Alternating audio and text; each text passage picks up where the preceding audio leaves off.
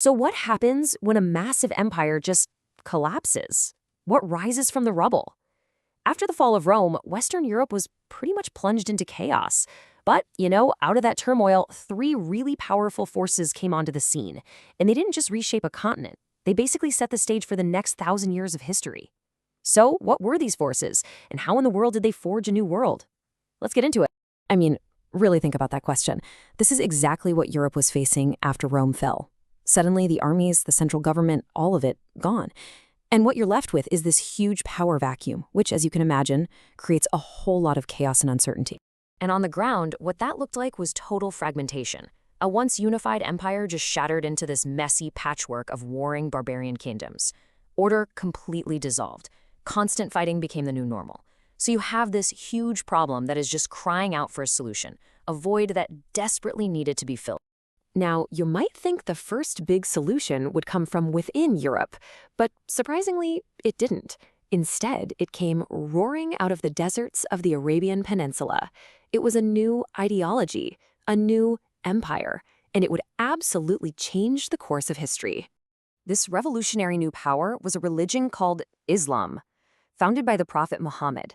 And the name itself, Islam, it actually means reconciliation to Allah, the one and only God. So at its heart, it's this incredibly powerful, unifying message of monotheism that was about to just sweep across the world. And what's truly staggering is the speed of it all.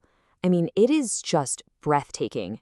In 622, Muhammad flees Mecca. That event marks year one for Islam. Just 10 years later, when he dies, all of Arabia is united under Islam. Fast forward just a couple of decades, and his successors, the caliphs, have conquered Egypt, Syria, and the entire Persian Empire. And by 711, they're in Europe, crossing into Spain.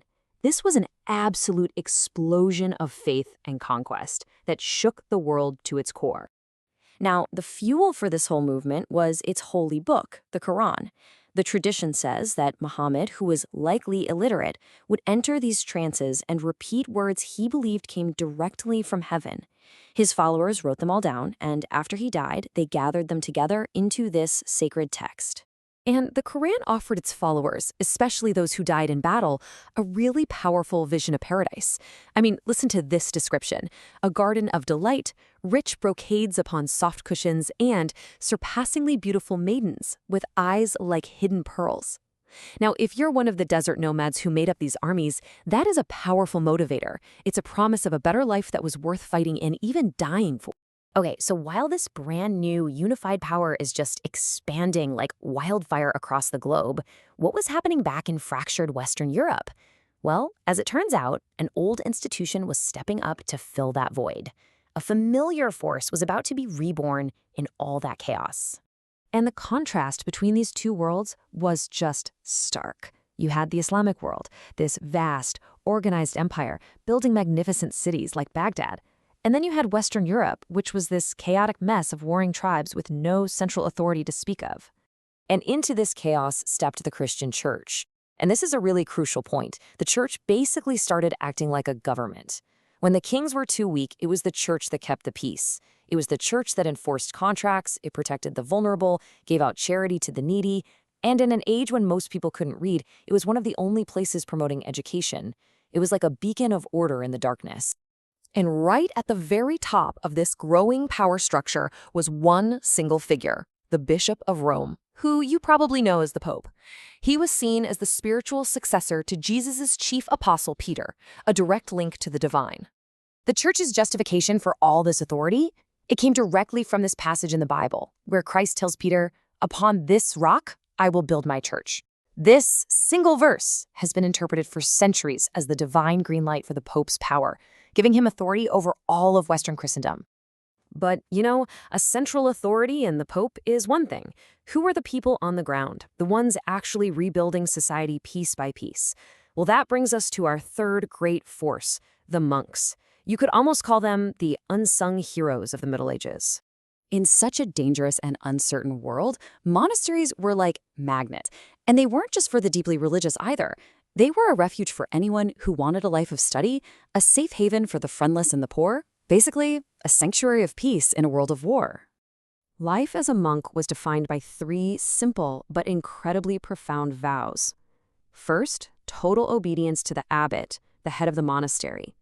Second, absolute poverty. You owned nothing personally, not even a book or a pen.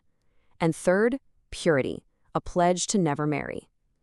These vows created this disciplined, selfless, and highly effective workforce that really became the engine of medieval society.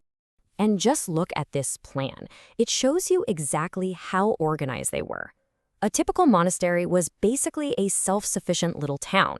It had its church, sleeping quarters, a dining hall, gardens, a mill, even its own fortifications. It was a little island of order and productivity in a huge sea of chaos. And their contribution was just immense. These are the guys who painstakingly copied and preserved the knowledge of ancient Rome, literally saving it from being lost forever. They taught people better farming techniques, they provided a safe place for travelers to stay where there were no inns, and they served as missionaries spreading their faith and their culture all across the continent. I mean, in a very real sense, they were the builders of medieval civilization. So let's pull back. We now have two major civilizations sharing the continent of Europe, the rising power of Western Christendom on one side and the dynamic, expanding Islamic world on the other. The stage was set for a dramatic encounter, a clash of cultures that would define the future of Europe. And their first major military clash came in the year 732, at the Battle of Tours in what is now France. A Frankish army, led by a guy named Charles the Hammer, managed to halt the Muslim advance from Spain. It was a pivotal moment that basically drew a line in the sand for Islamic rule in Western Europe. But this story isn't just one of conflict. While the rest of Europe was struggling, the Muslim kingdom in Spain, known as Moorish Spain, was absolutely flourishing. Just look at this image of the Great Mosque at Cordova. It's described as a forest of columns and arches. It's just a stunning example of what they were achieving in art and architecture. In fact, the source material makes this incredible assessment.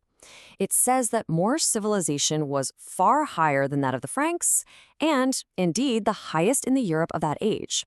Let that sink in for a second. This is a powerful reminder that progress and innovation can pop up in some really unexpected places. And this wasn't just about beautiful buildings either. Muslim Spain was a global center for learning. It was a hub for science, mathematics, and astronomy.